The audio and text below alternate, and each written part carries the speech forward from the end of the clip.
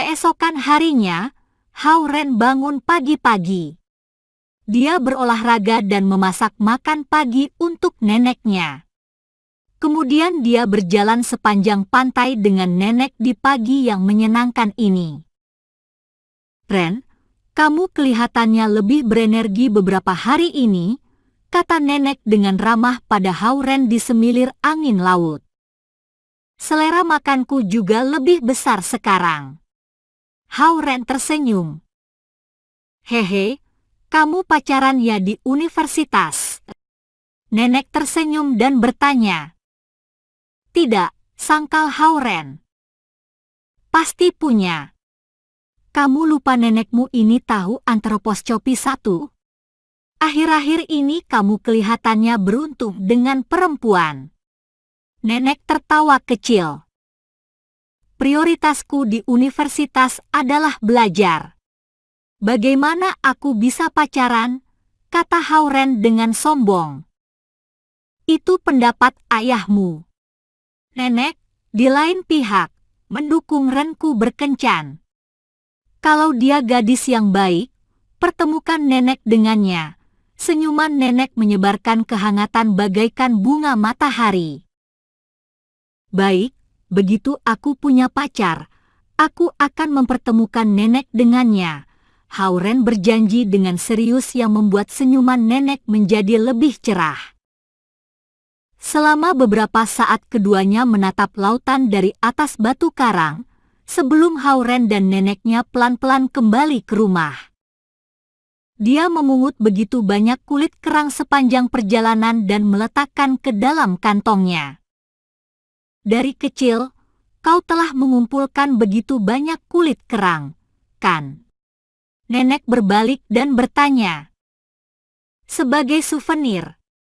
Hao-Ren melempar kulit kerang tinggi ke udara dan menangkapnya. Ren, sejak kamu kecil kamu begitu menyukai lautan.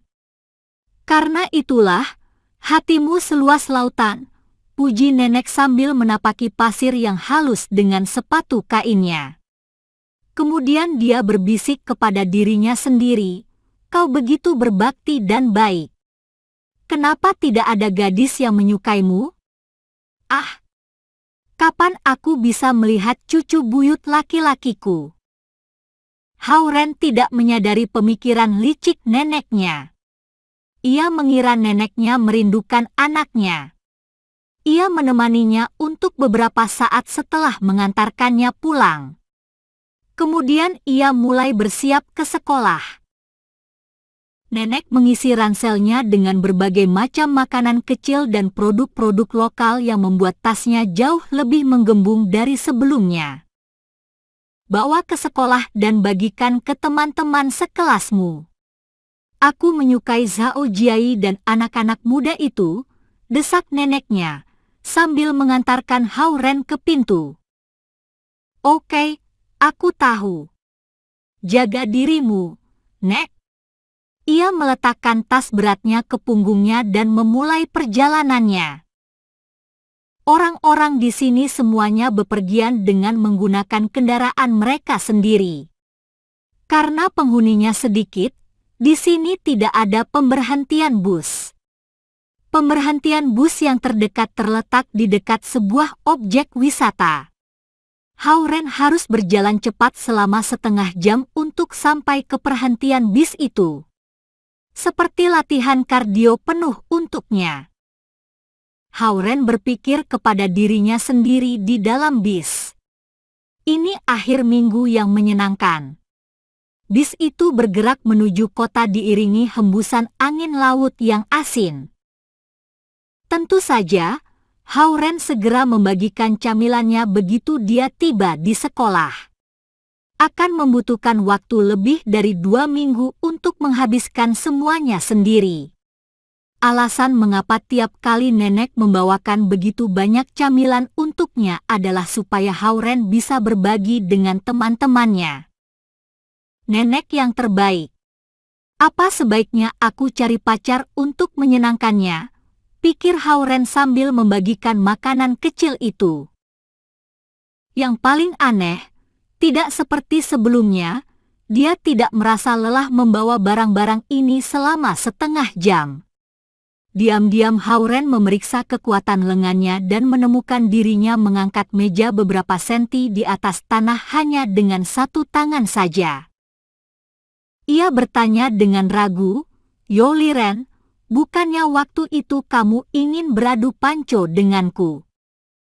Yoliren sedang membuka sekantung keripik dengan gembira. Dia segera berbalik. "Kenapa? Kau mau adu panco denganku? Ayo lakukan." Hauren duduk di meja.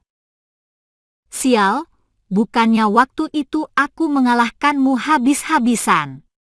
Aku akan menggunakan setengah tenagaku untuk semua makanan ringan yang kamu bawa." Yoliren meletakkan keripiknya dan duduk berhadapan dengan Hauren. Sebenarnya kekuatan tubuh Hauren tidak buruk. Kakinya sangat kuat berkat ia berjoging dengan teratur. Itulah mengapa waktu itu dia mampu menangkap gadis kecil yang jatuh itu tanpa terjatuh. Akan tetapi dia belum pernah melatih kekuatan tubuh atasnya secara khusus, dan itulah alasannya mengapa dia selalu kalah adu panco dari Yoliren yang tingginya 180 cm. Mereka mengambil posisi dan menggenggam telapak tangan masing-masing. Melihat hal ini, beberapa pelajar dari kamar sebelah dan kamar-kamar asrama sekitar yang berada di sini untuk makanan-makanan ringan itu, berkumpul mengelilingi mereka. "Biar aku tunjukkan apa itu bunuh instan." Yoliren menggulung lengan bajunya dengan yakin. Mempertimbangkan tato hijau di tangannya, Hauren tidak menggulung lengan bajunya. 3, 2, 1. Sebagai wasit, Zhao Jiai melepaskan tangan mereka yang mencengkeram. "Ah!" Yoliren berteriak sambil mengumpulkan seluruh kekuatannya. Bum! Lengannya segera ditekan ke atas meja. Melihat ini semua terkejut. "Itu tidak dihitung, itu tidak dihitung. Aku belum siap." Ia melambaikan tangannya dan berkata, "Kamu mulai bahkan sebelum aku duduk diam. Itu curang." Hauren terlihat tenang meskipun dia merasa takjub. Hanya dia yang tahu apa yang dipikirkannya. Satu kali lagi.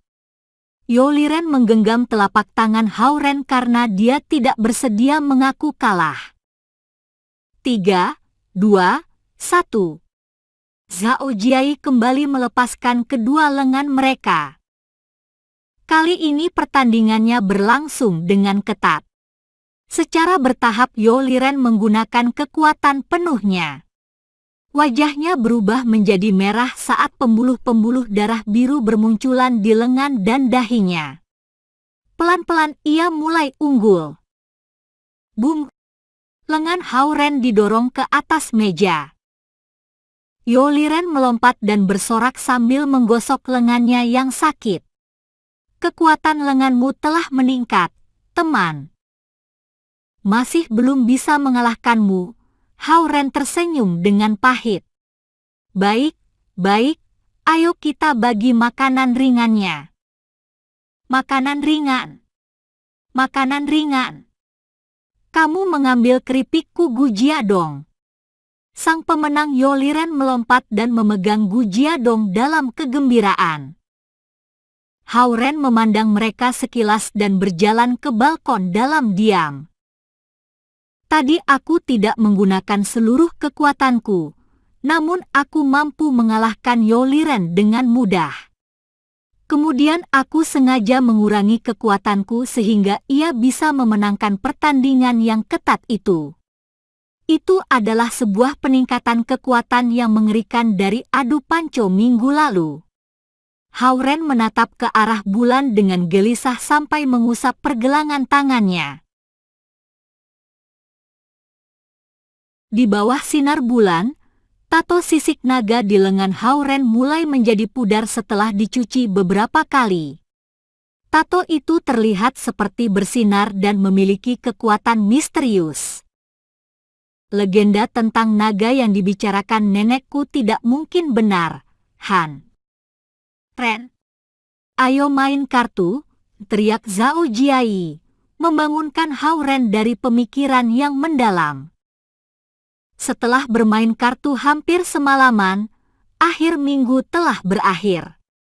Pada saat mereka membuka mata mereka kembali, hari Senin telah tiba. Ren, aku dengar kamu menggoda seorang gadis dan sekarang dia memburumu. Aku dengar gadis ini sedikit gila, memasang poster-poster pencarian di seluruh lingkungan sekolah. Ah, sayang sekali hari Sabtu aku pulang ke rumah. Aku sedang di kantin. Gadis itu cantik dan dia bahkan menyentuh perut Ren. Hei, Ren. Apa yang telah kau lakukan pada gadis kecil itu? Jangan menuduh Ren, dia orang yang baik. Tentu saja, Hao Ren orang baik. Ia bahkan sudah 6 kali mendapatkan kartu orang baik, zona pertemanan 1, di semester ini saja.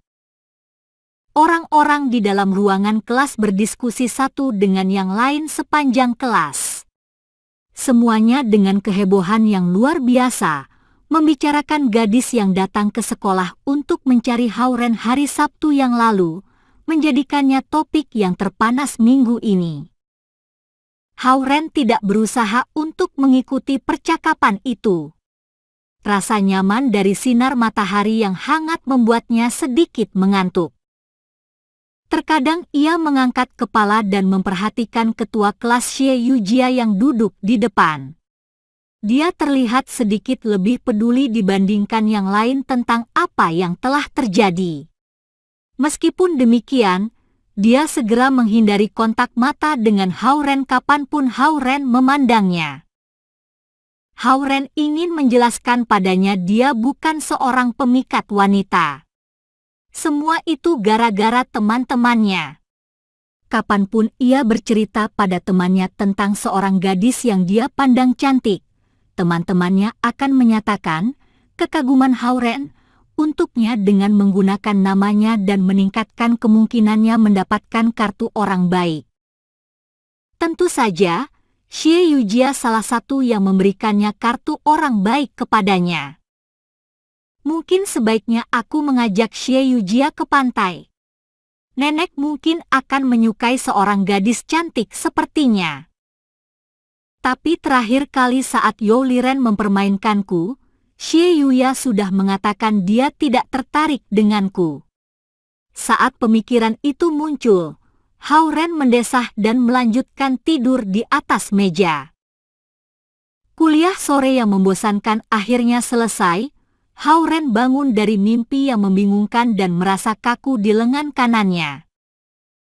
Saat dia berusaha menghilangkan rasa kaku di lengan kanannya dengan menggerak-gerakkannya, dia menyadari lengan kanannya menjadi lebih tebal. Karena kemejanya berlengan panjang, Zhao Jiai dan yang lainnya tidak menyadari perubahan di lengan kanannya.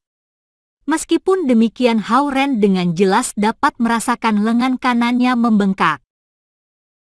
Setelah memikirkan tentang tato yang aneh, gadis kecil yang angkuh, dan peningkatan kekuatan yang tiba-tiba, Hao Ren menemukan beberapa keterkaitan di antara ketiganya.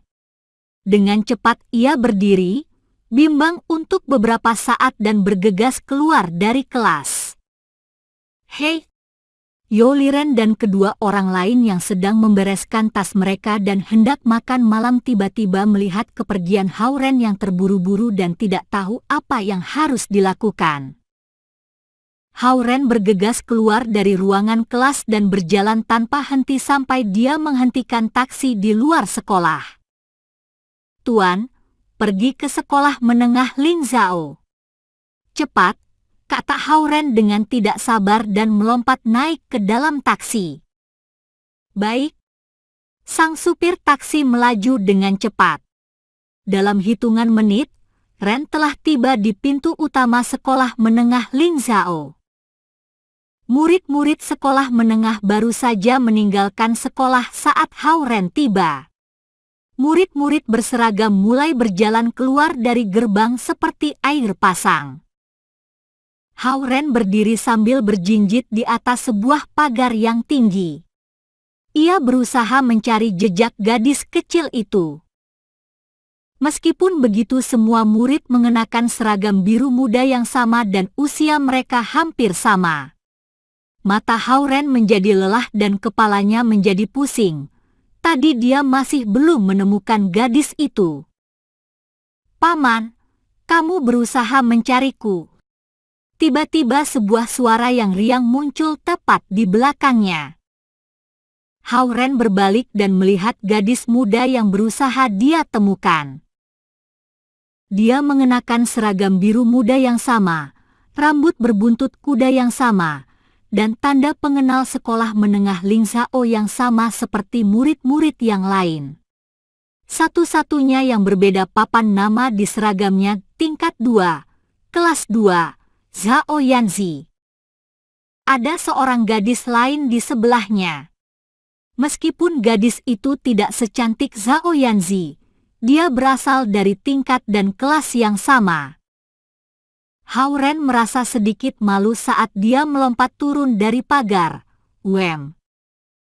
"Sudah aku bilang, kamu akan datang mencariku." Gadis ini yang bernama Zhao Yanzi berkata dengan percaya diri dan sombong. "Zi, siapa dia?" bisik gadis di samping Zhao Yanzi sambil memandang Hauren dengan waspada. "Seorang paman dari Universitas Lautan Timur.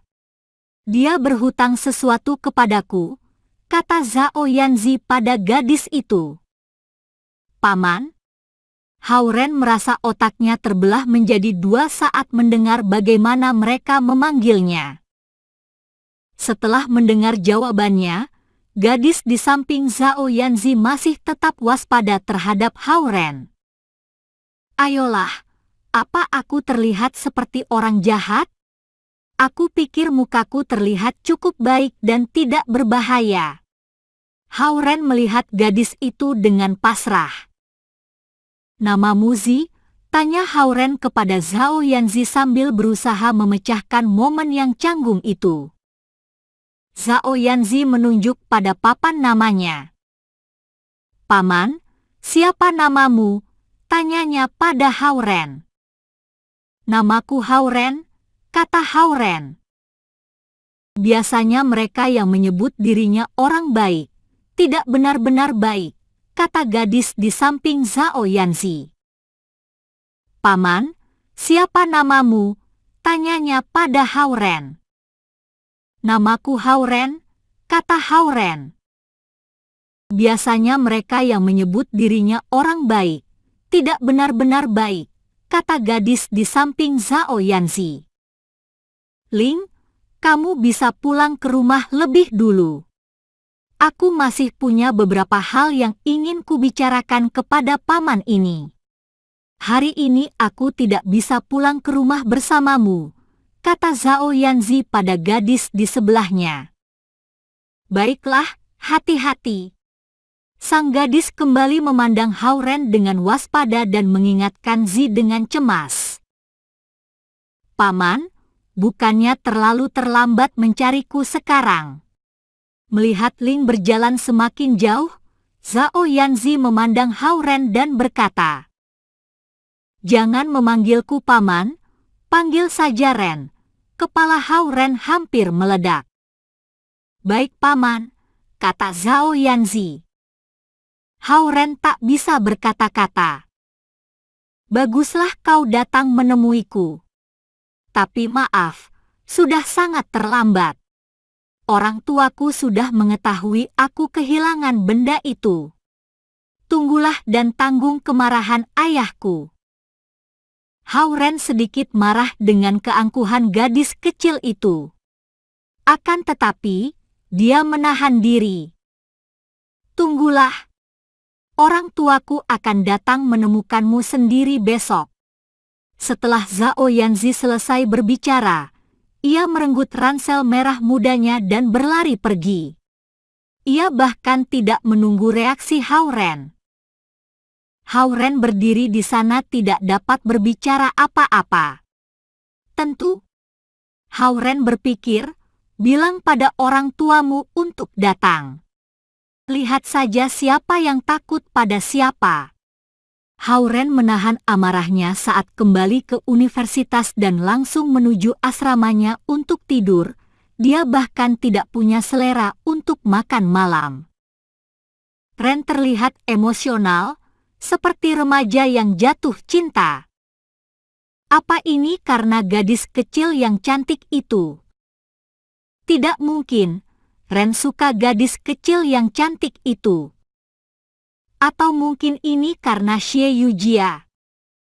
Ren benar-benar menyukai sang ketua kelas. Jelas sekali, kan? Apa sebaiknya kita membantunya? Teman-teman asrama Hao-Ren mulai berbincang ketika mereka melihat Hao-Ren tidur di tempat tidurnya saat mereka kembali. Keesokan harinya, Hao-Ren berusaha bersikap ceria saat dia masuk kelas. Tatonya telah menghilang seluruhnya, tetapi seluruh lengannya sangat bengkak. Pembuluh darahnya menonjol seolah-olah tangannya dipenuhi kekuatan tapi tidak ada tempat menyalurkannya. Sangatlah tidak alami. Ketiga teman asrama Hao-Ren melihat wajahnya yang suram dan berpikir ia terganggu karena gadis itu. Akibatnya mereka menghabiskan setengah hari berusaha menyemangatinya. Di sisi lain, Hao-Ren berada dalam suasana hati yang buruk setiap kali dia memikirkan orang tua Zhao Yanzi. Mungkin, mereka bahkan akan membawa masalah ini ke kantor administrasi universitas. Selama kelas, Zhao Jiai mendatangi You Liren dan Cha Oronghua. Kelihatannya, Ren benar-benar patah hati. Dia tidak pernah sedingin ini sebelumnya. Ya, kelihatannya jiwanya keluar dari tubuhnya hari ini. Mungkin sebaiknya kita mengajaknya makan siang dan berusaha menyemangatinya, kata Cha Oronghua saat bel kelas terakhir mulai berbunyi. Cha Oronghua dan You Liren menyeret Hao-Ren bangun dan berkata, "Ayo, Ren. Kami akan mentraktirmu makan siang." "Aku benar-benar tidak merasa ingin makan," kata Hao-Ren saat dia diseret keluar dari ruang kelas. Pada saat dia bertanya-tanya kapan kantor administrasi akan memanggilnya, sebuah objek hitam memasuki penglihatannya. Yang dia lihat hanyalah sebuah sedan hitam Mercedes-Benz S-Class yang parkir di pintu masuk utama sekolah dan dua laki-laki setengah baya dengan setelan hitam dan sarung tangan putih berdiri di sebelah mobil itu. Banyak pelajar berkumpul di gerbang sekolah, ingin mengetahui anak kaya mana yang ditunggu kedua laki-laki ini. Penting untuk diketahui Universitas Lautan Timur pada umumnya untuk warga negara biasa, meskipun ada beberapa anak yang kaya yang masuk universitas ini. Akan tetapi Universitas Lautan Timur pastinya bukan sekolah untuk para bangsawan. Cha Oronghua dan yang lainnya menyeret Hao-Ren ke sana untuk melihat apa yang terjadi. Tidak disangka-sangka, kedua lelaki tadi bergegas menuju Hao-Ren dan berkata, "Anda akhirnya telah selesai dengan kelas Anda. Tuan kami telah menunggu." Perubahan yang tiba-tiba ini membuat Cha Oronghua dan You Liren terkejut. Mereka melepaskan Hao-Ren saat mereka menyadari Hao-Ren adalah orang yang dicari kedua orang dengan setelah hitam ini. Para pelajar di sekitar semuanya berdiskusi satu dengan yang satu yang lain. Jika apa yang terjadi di kantin pada hari Sabtu, berita besar, maka dua orang dengan sebuah mobil S-Class Mercedes-Benz datang ke sini mencari Hao-Ren adalah breaking news 1. Jadi keluarga Hao-Ren kaya. Mungkin mereka bukan keluarga Hao-Ren. Lihat reaksinya, ia benar-benar terkejut. Mereka yang mengenal Hauren tapi tidak terlalu dekat dengannya yang paling memperbincangkan masalah ini. Kalian adalah... Hauren melihat keduanya dengan bingung. Tuan kami, yang juga ayah Nona Zi, mengirim kami untuk menjemput Anda. Kami hanya perlu waktu sore ini saja. Silakan masuk ke mobil. Kedua pria itu membungkuk kecil kepada Hauren dan berkata dengan sopan sambil membuka pintu mobil.